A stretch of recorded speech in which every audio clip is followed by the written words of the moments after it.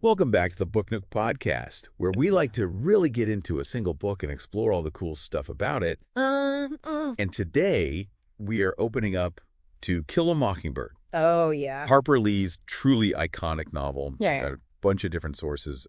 We've got like a blog review that's very heartfelt and insightful online article that really goes into the moral complexities. Okay. And 2 YouTube reviews that I think bring up a lot of different perspectives. Nice. So even if someone listening hasn't actually read this book, I'm sure they've at least heard of it and how impactful it is. Yeah, To Kill a Mockingbird, it's more than just a story. It's kind of like this cultural phenomenon. Right. It's a book that has sparked so many conversations about justice, prejudice, morality. It's been going on for generations. For generations. And, it was published in 1960, but it's set in the 1930s in the South during the Depression.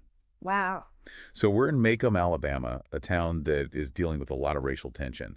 And our narrator is Scout Finch. And she is this really, spirited young girl who kind of guides us through this world with her very innocent but also perceptive eyes. Yeah. And what's so cool is how Harper Lee uses Scout's childlike perspective Yeah. to really bring home these powerful messages. Right. It's almost like we're seeing everything unfold Yeah. with fresh eyes without being jaded by, life experience. Exactly. And, Scout's voice, it just adds this layer of vulnerability and honesty to the whole story. Yeah. She's not afraid to ask tough questions. Right. Challenge what society tells her is right. And even confront the hypocrisy that she sees all around her. Yeah. This makes her a really compelling character. Oh, for sure. Especially because she's surrounded by this amazing cast of characters. Right. You got her brother Jem, her friend Dill, and of course their father, Atticus Finch. Atticus Finch. Yeah. He is truly an icon. I mean, the blog review really highlighted his role as the moral compass of the story. Oh. He is this lawyer who embodies integrity, and he actually chooses to defend a black man, Tom Robinson, who's been falsely accused of rape. Yeah.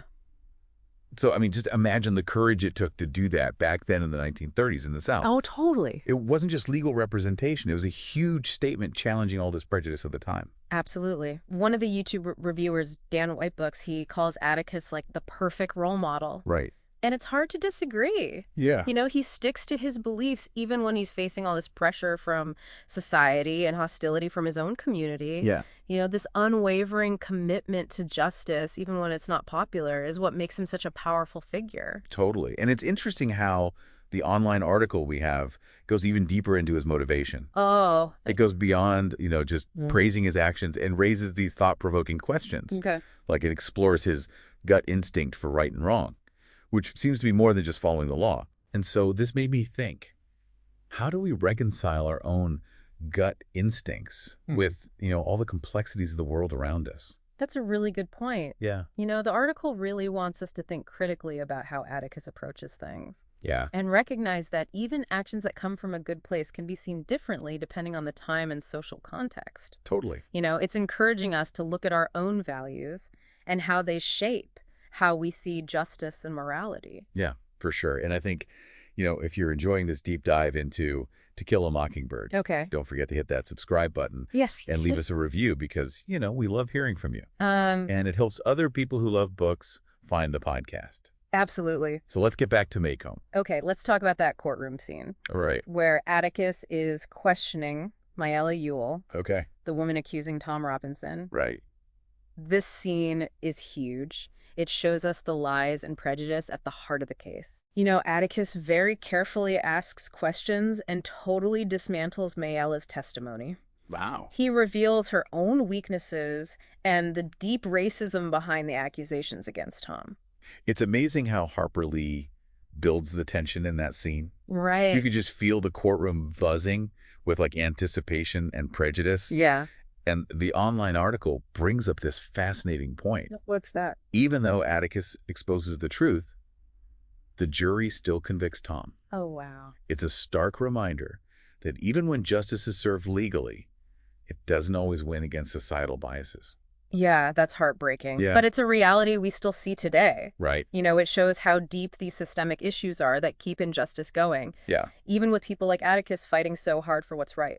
it is. And that's where the book's title, To Kill a Mockingbird, becomes even more powerful. Okay. Because it's like a metaphor for destroying innocence and goodness, like we see with Tom Robinson. And one of the YouTube reviewers, One Man Book Club, He focuses on how Scout's childlike innocence really impacts how we see all this. Right. He suggests that her innocence makes the story's message stronger because she doesn't have the same filters and biases as the adults. Oh, interesting. So she sees the world with this clarity that cuts through all the layers of prejudice. And that's why what she sees is so powerful. Right. She's watching the trial, the town's reaction, and her own family struggling Yeah. with this raw honesty that makes us confront the ugliness of prejudice head on. Head on. And he also points out how the book was published in 1960, right in the middle of the civil rights movement. Wow. It makes you wonder what kind of impact it had on readers back then. Yeah. And how it might have connected with their own experiences and maybe even inspired them to take action. It's really interesting to think about, Yeah. to imagine To Kill a Mockingbird as like this force for change, a spark that made people understand racial injustice better. Yeah. And see how desperately we needed equality during such a big moment in American history. And this is where the book's relevance today becomes so clear. Yeah. It's not just a historical novel. It's a story that's still making us look at our own biases and fight for a more just and equal world. Totally. And Yeah. it's not even just about race, To Kill a Mockingbird. It also explores these bigger ideas like empathy and understanding and having the guts to do what's right. Right, like moral courage. Exactly. And remember that part where Atticus says to Scout, you never really understand a person until you consider things from his point of view, until you climb inside of his skin and walk around in it. Oh man, that quote is just so powerful. Right. It's like he's challenging us to step outside of our own little bubbles and really try to see the world through someone else's eyes. Yeah. Even when it's hard to do. Exactly. And it reminds us that everyone has their own story, their own experiences that shape how they see the world. Totally. And that's one of the reasons Scott is such a great narrator, right? Oh, yeah, for sure. As a kid, she's still figuring out how the world works. Yeah. She's curious. She's willing to listen. And that lets us, as readers, kind of confront these complex issues with a sense of openness and, even vulnerability. Totally. And, Dan Whitebooks, a YouTube reviewer, he really emphasized how important Atticus was in shaping Scout's moral compass. Oh, yeah? He pointed out that Atticus never shied away from those tough conversations about race and prejudice. Right. He explained it to her in a way that she could understand. Exactly. And he encouraged her to think for herself. To form her own opinions. Exactly. He taught her to question everything, to challenge the way things are, and to stand up for what she believes in, even if it's not popular. Mm-hmm. These are lessons that go way beyond Macomb, Alabama. Yeah, they're life lessons. Exactly, for all of us. No matter who you are or where you're from. Exactly, and it's not just Scout who learns from Atticus, Yeah. We learn right along with her. Absorbing his wisdom, seeing how his choices make a difference. Yeah, and one thing that really stuck out to me in the blog review was how much they emphasized Atticus's quiet strength. He doesn't try to show off or preach.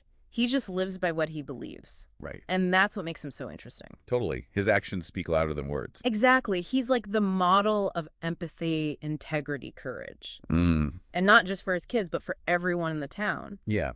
He shows us that we can make a difference, even when it seems like everyone's against us. Absolutely. And speaking of being against someone, let's talk about Bob Ewell. Oh, boy. Maella's dad and the bad guy in the story. Yeah. He represents the worst parts of prejudice and ignorance. Right. His hatred for Tom Robinson is so intense. Yeah, and he's like the embodiment of what happens when bigotry goes unchecked. Yeah. And his attack on Jem and Scout after the trial. Oh, man, that's chilling. It's scary. It shows you how violence can come out of prejudice. It's a scene that sticks with you. Yeah, even after you finish the book. It does. And it really drives home the real-life consequences of hate and intolerance. It really does. And this is where the book's exploration of justice gets even more complicated. Okay, so... Well, Atticus wins like a moral victory in the courtroom. But Tom Robinson, he doesn't get real justice. Right. Because the system itself is biased. Yeah, so it makes you ask, what does it even mean to fight for justice when the system is broken? That's the question, right? And it's a question we're still dealing with today. Oh, yeah. With systemic racism and inequality all over the place. It's true. To Kill a Mockingbird doesn't give us easy answers. Right. But it does help us understand these complexities of justice and prejudice and what it means to be human. That's for sure. And hey, before we move on, I just wanted to remind you to subscribe to the Book Nook podcast for more deep dives like this. Yeah, come join us. We got some awesome books coming up, and we'd love to have you along for the ride. We would. And if you're enjoying the show, please think about leaving us a review. Yeah, those reviews really help. It helps other book lovers find us. Yeah, totally. We appreciate your support. We do. Now let's get back to that idea of empathy. One of the YouTube reviewers, One Man Book Club, he made this interesting point about how Scout's way of telling the story actually makes the reader feel more empathy. I think that's so key. Yeah. Because we're seeing everything through Scout's eyes, we're more likely to feel for the characters she meets. Even the ones who seem unsympathetic at first. Exactly like Boo Radley. Oh, right. That mysterious neighbor who everyone's scared of and doesn't understand. We see him through Scout's eyes. Right, and we start to get him. Yeah, we see his complexity and how vulnerable he is. It reminds us that everyone, even people who seem different or like outsiders, they deserve our compassion. Our understanding. And that's a message that goes way beyond just this story. It does. It's a message we can all take with us as we try to figure out this complicated world. Totally. It's crazy how To Kill a Mockingbird can mix all these big ideas like justice, prejudice, and empathy, all while telling a story that keeps you on the edge of your seat. Yeah, that's what makes a book really great. It entertains you, but it also makes you think about yourself and the world. Yeah, and I think one of the things that makes this book so timeless is that it starts conversations across generations. Oh, for sure. Like parents read it and then they share it with their kids. Yeah. And each generation finds something new to connect with. Right. It's amazing how Harper Lee's storytelling still resonates with people all these years later. Yeah. It's the kind of book that stays with you. It really does. And the blog review actually talked about how the book has started discussions about how race and justice are portrayed. Oh, yeah. With some people questioning if Atticus's way of doing things really challenges the racism of the time.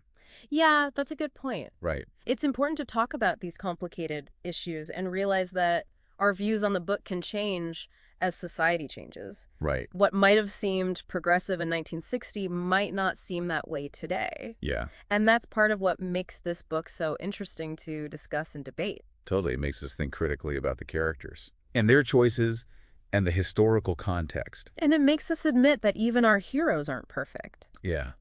And that's one of the things that makes Atticus so compelling. Yeah. He's not perfect, but he's trying to do the right thing even when it's hard. Exactly. He shows us that standing up for justice is a process. It's a journey where you have to keep questioning yourself and be willing to challenge what you believe. And Scout, with her innocent perspective, she reminds us to be curious and open-minded. Right. She teaches us to question what we see. To challenge injustice. And to never stop learning. One Man Book Club, that YouTube reviewer, he said something really interesting about how powerful it is to use a child's voice to tell this story. Yeah. He thinks Scout's innocence actually makes the events more impactful. Right. Because she doesn't have the same cynicism and jadedness as the adults around her. Her reactions are just so raw and honest. Yeah. And they make us face the ugliness of prejudice in a new way. He also mentioned how the book's ending, even though it's bittersweet, kind of gives us a glimmer of hope.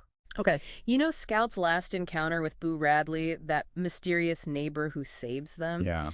It shows how understanding and compassion can exist even when there's fear and difference. It reminds us that there's good in the world, even when things are really dark. Right, and that empathy can bring people together even when they seem really far apart. And that's the message that sticks with us. Yeah, long after we finish the book. It's a message about how powerful empathy is. Uh-huh.